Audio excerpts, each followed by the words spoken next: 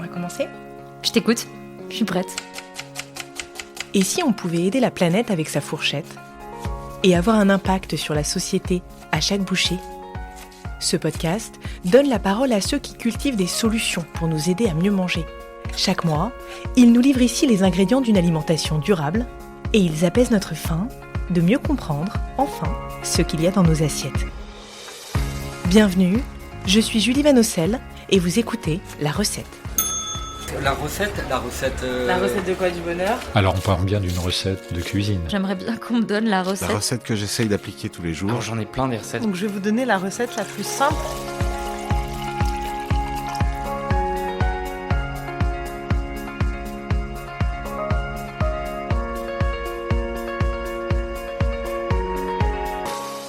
J'ai gardé la peau de ces carottes nouvelles parce qu'elles Une madeleine de Proust. sont magnifiques. Je ne sais pas si vous vous rappelez, mais cette expression est tirée du livre À la recherche du temps perdu de Marcel Proust. Elle décrit ce petit goût, comme celui des madeleines, cette odeur qui d'un coup nous replonge en enfance. J'ai un lit d'oignons fenouil au fond. Car l'alimentation, c'est d'abord culturel. On ne mange pas avec sa raison, mais avec son histoire, ses souvenirs. Et c'est d'ailleurs pour ça que c'est si dur de changer ses Je habitudes. vais mettre un petit couvercle. Je suis sûre que ça vous parle, et c'est ce que nous explique Gilles Davot dans cet épisode.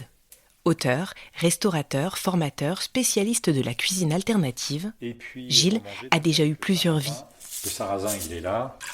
toutes guidées par la conviction que réapprendre à cuisiner est une passerelle qui conduit Alors on les fait pas griller, on les fait juste chauffer. au bien manger. À travers ses ateliers, il accompagne aujourd'hui les particuliers, mais aussi les cantines scolaires, sur le chemin de la transition Un alimentaire. volume et demi d'eau pour un volume de grains de sarrasin. Alors, comment cuisiner autrement ? Pourquoi alterner entre animal et végétal ? Quelles sont les techniques simples pour mieux se nourrir au quotidien ? Et d'ailleurs, le fait maison, qu'est-ce que ça change ? C'est parti, donc je m'appelle Gilles Davot. Je suis cuisinier formateur, spécialiste de cuisine alternative. Vous sentez l'odeur du grain chaud ? Dans l'apprentissage de la cuisine, la dimension sensorielle est très importante. On va sentir comment est le grain chaud du bout des doigts. Le toucher, l'odorat, c'est aussi des choses qui vont nous aider parce que, ça y est, c'est des choses qui s'ancrent, c'est des sensations qui s'ancrent. Ça sent très très bon. Ouais.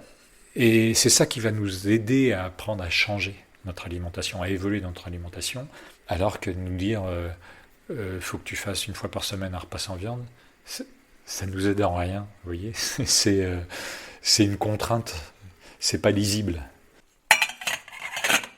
Bonjour Gilles, Bonjour. merci beaucoup de m'accueillir dans votre cuisine. Gilles, vous êtes formateur, auteur, spécialiste de la cuisine alternative. On va donc commencer par le début. C'est quoi la cuisine alternative ? Qu'est-ce que ça veut dire ? Alors, la cuisine alternative, c'est un mot qui s'est imposé. Dans le mot alternative, il y a à la fois aller vers autre chose que ce qu'on connaît. L'alimentation, c'est d'abord de la culture. Et on a tous notre histoire alimentaire avec des émotions, des souvenirs. On a des certitudes. Tout le monde est un mangeur expérimenté, comme le disent certaines collègues nutritionnistes. Et du coup, l'idée, c'est plutôt d'accompagner un changement, d'aller vers autre chose que le connu. Et la notion alternative, c'est aussi de pouvoir mieux alterner entre les produits animaux et les produits végétaux, dans un libre choix. Pas dans une façon de se contraindre, de faire du sans viande, du sans pesticides, du sans gluten ou ce genre de choses. L'idée, c'est d'ouvrir les possibles dans l'alimentation de tous les jours et que ce soit que ça ait du sens. C'est ça la cuisine alternative, c'est d'accompagner les gens sur leur propre chemin d'ouverture vers une alimentation plus durable. Est-ce que, Gilles, avant qu'on creuse cette question de la cuisine alternative, est-ce que vous pouvez m'en dire plus sur votre enfance, ce que vous mangiez, ce qui vous a marqué et quel impact ça a pu avoir sur votre parcours ? Alors, je suis né au début des années 60 dans une famille nombreuse, le dernier d'une famille nombreuse, où être dans la cuisine, c'était une façon pour moi d'être avec les autres, d'être avec les grands, de participer, d'aider, de faire des crêpes, de faire des gâteaux, de mettre la table ou de faire la vaisselle. C'était une manière pour moi d'être au cœur de la famille. À l'époque, donc, on avait une alimentation encore assez traditionnelle. L'alimentation, c'était pas un milieu hyper privilégié, mais c'était un milieu, on va dire, suffisamment aisé pour que l'y ait à manger, une alimentation très variée au quotidien. Cette alimentation s'est profondément transformée en fait au fil des années 60, et notamment quand les grandes surfaces sont arrivées à la fin des années 60, avec une alimentation un petit peu plus industrielle, toute prête, une profusion. Des rayons de yaourt à perte de vue, des rayons de viande à perte de vue, de la confiserie, des gâteaux. Enfin, c'était Disneyland. Le Disneyland de l'alimentation arrive à la fin des années 60. C'est très pratique pour ma mère qui recommence à travailler. Pour moi qui deviens adolescent dans les années 70, c'est le bonheur de pouvoir, quand il n'y a personne à la maison, prendre des steaks hachés surgelés, des pommes noisettes dans le congélateur. Il y a du coca, il y a du ketchup. On est les premières générations certainement d'adolescents à avoir ce type d'alimentation. Et moi, j'ai beaucoup aimé ça. Mais ça s'est un petit peu percuté de plein fouet avec une prise de conscience des enjeux écologiques qui pour moi est arrivée dès le milieu des années 70, où déjà on voyait je me rappelle d'un candidat aux élections présidentielles en 74, qui, avec un verre d'eau devant la caméra, disait, vous voyez, ça c'est le problème du 21e siècle, on aura un problème de pollution d'eau, on aura probablement des migrations, dû aux besoins de cette ressource pour vivre, pour cultiver, pour se nourrir. Moi j'ai 13 ans à ce moment-là, dans l'inconscience de l'adolescence, ces enjeux écologiques commencent un petit peu à pointer pour moi. Avant d'aller un peu plus sur votre parcours, c'est très intéressant. Qu'est-ce qui s'est passé justement dans les années 60-70 ? C'est l'âge d'or de l'industrialisation de notre alimentation. Vous l'avez dit, c'est une époque qui a profondément bouleversé notre manière de s'alimenter. Qu'est-ce qui s'est passé à cette époque, en fait ? Qu'est-ce qui a changé Avant, on grandissait et on mangeait avec ce qu'il y avait. Il n'y avait pas de congélateur, il y avait des saisons, il y avait des fraises à un certain moment de l'année, il y avait des tomates à un certain moment de l'année. Et puis, à un moment donné, avec ce modèle de consommation de masse qui arrive dans les années 60-70, on arrive vraiment à une profusion permanente. Tout est disponible tout le temps. Et ce qui était le modèle du repas de fête, une entrée avec un peu de charcuterie ou un peu de crustacés ou un peu de poisson, le plat de viande, le fromage, le dessert avec de la crème, des œufs, du lait, encore une fois, c'est-à-dire de la protéine animale à tous les niveaux du repas, ça devient le modèle quasiment quotidien partout, voire bi-quotidien. C'est vraiment dimanche tous les jours. Et il y a un rétrécissement, en fait, des possibles, et en particulier des aliments végétaux qui disparaissent. Au XXe siècle, la consommation des légumes secs, par exemple, est divisée pratiquement par 10. Pendant ce temps-là, les produits animaux multipliés, en tout cas la viande, multipliée par 2,5 fois, 40 kg par an par habitant à la fin du XIXe siècle, 90 kg par an et par habitant à la fin du XXe siècle. Au fond, c'est ça qui se généralise dans toutes les couches de la population et qui fait que on a paradoxalement une perte nutritionnelle, une perte de diversité, une perte de consommation des aliments riches en fibres, une perte de sens. Au fond, la tomate, voyez, la tomate, la courgette deviennent permanents à partir des années 70-80. C'est très bon la tomate et la courgette, mais produits de manière intensive, sous serre, éclairée, chauffée, en hiver en Bretagne, le sens, on ne connaît pas très bien pour avoir finalement des produits qui sont assez insipides. Et aujourd'hui, il y a un vrai besoin de retrouver de la variété, de la diversité. Au fond, il n'y a pas de régime à faire. Il n'y a pas à se forcer à manger comme ci, comme ça. Il y a peut-être à réenrichir en diversité notre alimentation. Vous avez écrit un livre qui s'appelle « Le manuel de la cuisine alternative ». Dans ce livre, vous dites « L'industrie agroalimentaire et la grande distribution nous ont persuadés que le temps de la cuisine au quotidien était du temps perdu ». Oui. Expliquez-moi. En effet, on voit bien, on est dans un monde de communication, et Ça n'a fait que s'intensifier depuis 50, 60, 70 ans maintenant, avec une publicité qui est extrêmement présente et qui diffuse des modèles. Les modèles, c'est je suis très heureux, mon frigo est plein, je suis très heureux, la purée de pommes de terre se fait en 2 minutes, je suis très heureux, mes enfants mangent bien, un truc qui m'a pas pris beaucoup de temps à préparer. C'était perçu comme un progrès à l'époque, c'était... Ah oui, c'est un progrès, c'est-à-dire que c'est une émancipation quelque part de se dire, oh là là, plus besoin de passer des heures en cuisine. Et il y a une évolution en fait qui se met en place de cette évidence que si c'est déjà prêt, si ça prend pas beaucoup de temps, c'est plutôt mieux. Le temps consacré au travail, le temps consacré au transport, le temps consacré aux loisirs, tout ça prend beaucoup plus de place et d'ailleurs le budget alimentaire aussi dans le budget familial se réduit considérablement. On passe à peu près de 25-30% au début du siècle en moyenne du budget des familles à, je crois que c'est de l'ordre de 12% aujourd'hui le budget alimentaire dans une famille. Et ça, si non seulement ça ne peut pas prendre trop d'argent, mais en plus ça ne peut pas prendre trop de temps, c'est vécu comme un mieux. Mais on voit bien que s'installe en même temps une défiance, la méfiance un petit peu des produits industriels avec tous ces additifs qui font que oui, la chose qui a été cuisinée en amont dans l'industrie, va falloir qu'elle se conserve. Et, mais surtout, depuis ces années 60-70, on arrive maintenant à 3 générations de personnes qui ont perdu l'habitude de cuisiner et qui deviennent captifs, en effet, de solutions toutes faites. Quels seraient, du coup, selon vous, aujourd'hui, les enjeux de nos systèmes alimentaires ? On a parlé de cette période de l'industrialisation de notre alimentation, avec ses effets collatéraux. Voilà, il y a eu différents scandales ces dernières années, notamment, qui nous ont mis la puce à l'oreille. Quels sont aujourd'hui, selon vous, les enjeux essentiels de notre alimentation ? On voit en effet, et on nous rappelle sans arrêt qu'il y a des problèmes. Il y a des problèmes avec les pesticides, parce que personne n'a envie d'avoir du glyphosate dans son assiette. Il y a des problèmes avec des agriculteurs qui n'arrivent pas à vivre de leur métier. On a des problèmes qui sont d'ordre mondial. On voit avec la crise de l'Ukraine aujourd'hui qu'il y a des populations qui sont menacées pour l'accessibilité, notamment au blé.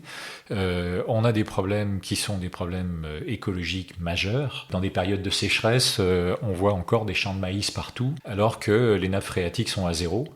Et tout ça pour nourrir des herbivores qui pourraient, avec des prairies, nous faire du lait et de la viande. Non, nous, on trouve plus productif et plus intelligent, effectivement, d'aller produire du maïs et d'importer du soja. Derrière nos habitudes alimentaires, c'est une crise systémique, planétaire, politique, écologique, économique, de santé publique. Bon. Ça, on va dire, c'est le paysage, mais j'ai pas envie non plus de dire, c'est comme ça, quoi. On va pas faire. Notre problème aujourd'hui, c'est de changer, c'est de bouger, c'est d'aller vers autre chose. Histoire d'alternative, de cuisine alternative, c'est vraiment d'aller vers autre chose que cet état des lieux qui ne nous convient pas. Vous donnez donc des clés pour cuisiner autrement, pour manger autrement. Qu'est-ce que vous faites aujourd'hui ? Racontez-nous. Alors aujourd'hui, je suis cuisinier et formateur, donc comme je l'ai dit tout à l'heure, l'idée c'est d'accompagner véritablement une ouverture. Plutôt que d'apporter des recettes, c'est d'apporter une compréhension et une capacité de faire soi-même. Très souvent, dans un parcours, que ce soit la formation des professionnels, des cantines, qui font comme ça des milliers, des centaines de milliers, des millions. Des fois, j'ai un groupe devant moi et quand je totalise le nombre de repas qu'ils font, j'ai 3 millions de repas dans la pièce, 3 millions de repas par an. Tout ça, c'est beaucoup de repas. Et comment on amène ces gens-là à changer ? Déjà, on ne vient pas leur faire la leçon. Chacun a son univers connu, ses habitudes, ses croyances. L'idée, c'est plutôt que de leur dire « il faut faire du bio, il faut faire du sans viande, etc. », ce qui n'est pas du tout mon approche et qui crée plutôt de l'opposition. C'est vraiment de les questionner sur « c'est quoi bien manger pour vous ?» Et sortent effectivement partout à peu près les mêmes mots qui nous disent qu'au fond, pour tout le monde, bien manger, c'est dans la mesure où on peut aller vers des meilleurs produits, les transformer d'une manière qui est bonne, digeste, sans excès, sans gaspillage, que ce soit varié, et puis que ce soit dans un contexte de vie agréable. avec de la convivialité, du temps, du plaisir, etc. Bon. Et donc, commencer à interroger les gens sur le bien manger et les emmener ensuite dans un parcours où ce qu'on va leur faire découvrir en matière de cuisine répond à ça. Alors, comment on fait ça, du coup? Comment on cuisine autrement? Est-ce que vous pouvez nous donner des petites techniques pour ceux qui nous écoutent? Et j'aimerais aussi qu'on parle de prix, parce que la question du prix, elle est essentielle, surtout en ce moment, en période d'inflation. Donc, comment on fait pour rendre la qualité accessible à tous? L'idée, c'est de revenir déjà à la capacité d'utiliser des produits plus bruts. C'est des solutions, par exemple, aujourd'hui, de paniers de légumes, de magasins de producteurs, d'aller sur le marché. Et vous allez voir que ça ne coûte pas plus cher qu'en grande surface, la plupart du temps. Maintenant, ça peut coûter plus cher. Et après, ce qui va jouer, c'est comment on cuisine. Comment on est capable de cuisiner ces produits qui, quand ils sont de saison aussi, vont coûter moins cher. La tomate... là encore, la tomate, ça devient un cliché, mais quand vous avez des produits véritablement de saison, locaux, vous allez avoir un prix qui est souvent moins cher que la moyenne du prix en grande surface toute l'année, parce qu'il a fallu faire des kilomètres avec des courgettes qui ont été produites en Espagne, en Italie, pour avoir de la courgette au mois de février. Et du coup, voilà, il y a la façon d'acheter. La deuxième chose, c'est la façon de cuisiner. Je prends souvent l'exemple du poireau parce qu'il est très symbolique. On a appris à manger que le blanc des aliments. Il semblerait qu'il n'y ait que le blanc du poireau qui soit bon. Et des fois, alors on met le vert dans la soupe, mais on n'ose pas trop le mettre dans les plats qu'on va cuisiner, etc. C'est vrai que le vert, il y a plus de fibres, mais il y a aussi beaucoup plus de nutriments, beaucoup plus de goût. Et que si j'apprends à couper ce poireau fin et à le cuire d'une manière qui rend sa saveur très ronde, c'est très très surprenant. On peut, avec 1 euro de poireau acheté, en cuisiner 95-97 centimes en enlevant juste les petites racines. Et j'en connais qui utilisent les racines aussi pour faire des bouillons aromatiques. Donc on peut utiliser l'ensemble des produits. Quand on apprend à cuisiner les viandes à plus basse température, on va faire des économies colossales sur la cuisson d'un rôti, d'une escalope, la cuisson d'un poisson, puisque vous pouvez réellement perdre jusqu'à 30-40% en cuisant la viande et les poissons à trop haute température. On peut ne perdre que 10, 15, 17% en apprenant à cuire, et du coup, pour 1 kilo acheté, vous en mangez 800 grammes ou 850 grammes au lieu des 600 grammes de viande sèche qui a été cuite à trop haute température. Donc, si vous voulez, il y a des choses qui sont liées à la manière d'acheter, il y a des choses qui sont liées à la manière de préparer, il y a des choses aussi qui sont liées à la manière de composer les repas. On s'aperçoit que l'association des céréales et des légumineuses, elle est partout dans les cuisines du monde, et quand on est capable de refaire ça au quotidien, ça coûte rien et ça permettra justement le jour où on met de la viande, d'acheter une viande de qualité avec des éleveurs qui vivent leur vie correctement, des animaux qui ont vécu des vies d'animaux. Et il y a ce plaisir-là aussi. Et puis il y a le plaisir aussi qui est d'être... la nécessité pour que ça reste accessible, que ce soit vivable. C'est-à-dire qu'on ait une organisation, une connaissance qui fait qu'on ne va pas y passer sa vie à cuisiner. Quand on a fait cuire une céréale, même en bio, même si ça vaut beaucoup plus cher qu'un riz premier prix de grande surface, quand on a appris à la cuire, on va en faire un petit peu plus, et puis le jour où on rentre, on est pressé, et ça nous arrive tous, un jour ou l'autre, et pour certains c'est quasiment tous les jours, on a déjà la matière première parce qu'on a correctement refroidi la céréale dans le frigo 2 jours avant. On peut faire en 5 minutes une galette, faire le dîner extrêmement rapidement, que ce soit pour soi tout seul ou pour une famille. Et c'est des repères en fait qui rendent la chose possible. C'est ça l'alimentation durable. C'est que ce soit aussi bien évidemment impactant positivement pour les paysages, les populations qui vivent, la biodiversité, le climat, etc. Mais c'est aussi que ce soit durable pour nous dans nos vies, qu'on ait cette autonomie, cette fluidité, ce plaisir. C'est redonner aux gens cette capacité de faire eux-mêmes dans les conditions qui sont les leurs. En tenant compte de leur budget et du temps qu'ils ont à leur disposition. Voilà, c'est ça. Mais en même temps, le temps de l'atelier cuisine est un temps de déconstruction, de croyances, que manger bio, que manger, on dirait, de qualité, c'est chiant, que ça prend trop de temps, que c'est fait pour les bobos ou pour les riches. Végétarien, c'est triste. Moi, je suis pas une poule, je mange pas des graines. Ben non, regarde, c'est coloré, c'est bon, c'est rassasiant. Mais c'est pas moi qui le dis, c'est les gens qui en font l'expérience. On peut pas faire mieux. Et c'est important d'expliquer ça aux enfants. Pourquoi c'est important d'aller dans les cantines? Est-ce qu'il faudrait donner des cours d'éducation alimentaire dans nos écoles? Est-ce que l'éducation fait partie du... Alors moi j'ai l'habitude de dire, ça a été repris pas mal, quand on mange, on se met des maths, de la physique, de la biologie, de la citoyenneté, de l'histoire, de la géo, du français, de l'anglais, dans le corps. Oui, quand on mange un crumble, qu'est-ce que ça veut dire crumble? Quand on mange du quinoa, ça vient d'où? Comment? Quoi? Quand on parle de diversifier l'alimentation et des enjeux, etc., derrière le repas de la cantine, derrière le repas que l'enfant mange au quotidien, il y a tout un tas de choses. Alors on ne va pas lui blinder de façon descendante et dogmatique ou doctrinale comment il faut bien manger, ceci, cela, parce que les enfants sont naturellement, et comme tous les êtres humains, néophobes alimentairement. C'est-à-dire que ce que je connais pas, j'aime pas. Bah, t'as jamais goûté, vas-y, goûte. J'aime pas. Pourquoi t'aimes pas? Parce que j'aime pas. C'est incapacité de rentrer en relation avec l'aliment pas connu. Et donc, on a fait comme ça des expériences avec des enfants, comment leur faire manger des endives et des choux de Bruxelles. Et j'ai des collègues qui ont fait comme ça des ateliers où sur 2 ou 3 ans de suivi dans les écoles, on a non seulement ces enfants-là, mais leurs familles mangent beaucoup plus de légumes.